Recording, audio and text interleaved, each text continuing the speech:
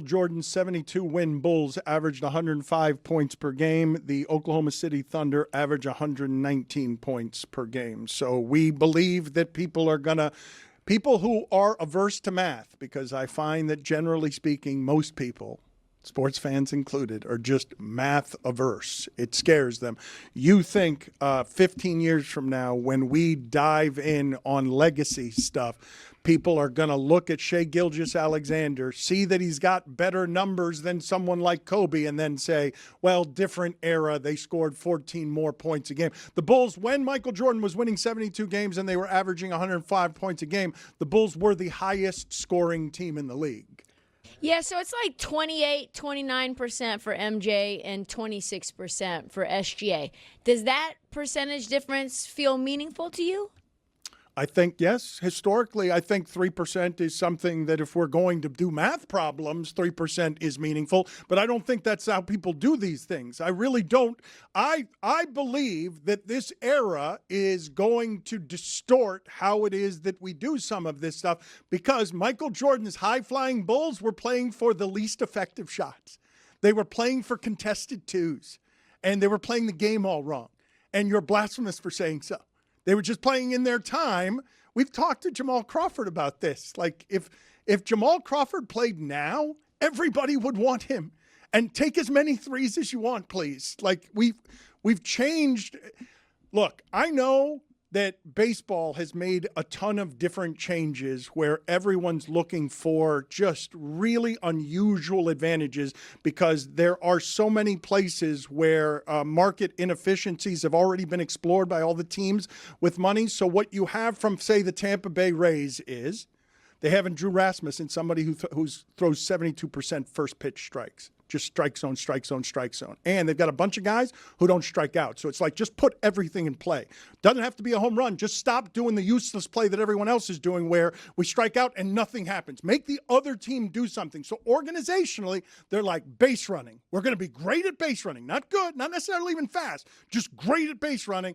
And we're never going to swing and miss. We're just going to put the ball in play all the time.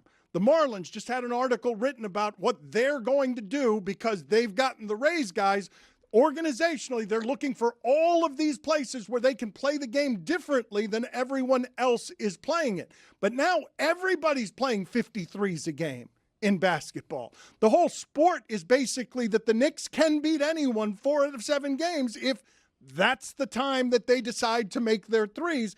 And it becomes a distortion, Zaz, that makes very few of these playoff games close. Yep. Like we've had a couple of them, but it's weird to see these game 7s decided by 40 points. It's weird to see teams going on the road and winning by 40 points. It's really odd to see the Knicks have the best stretch of basketball I've ever seen a basketball team have, because they're playing a different form of basketball than they played 20 years ago. But don't you think maybe you can make the argument that SGA and what he's doing is impressive in a different way, just based around exactly what you're saying? So 3-point attempts and layups is kind of the new wave. But what SGA does is really operates in the mid-range, which is kind of a throwback. And in terms of his efficiency, he's shooting like 60% on twos, and MJ was right around 50% on his twos.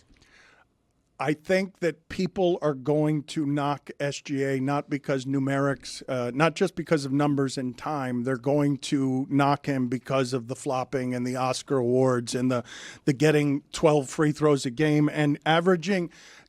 What's his streak at now of 20-plus point games? 140-something, because he's always going to get 12 of them at the free throw line. And he's going to get them whether he deserves them or not.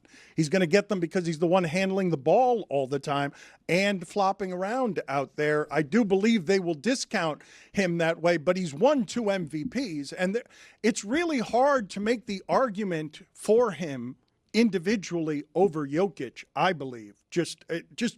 I'm doing that, though, based on style of play. I'm not doing that just on numbers. I know that Jokic is earning it. He's not getting any of it cheap. He's doing it all with mastery. He's not inflating his numbers by 12 points a game because he's flopping around. He's always on the floor. Well, and I think what's also maybe hurting SGA's case right now a little bit, they're dealing with some injuries.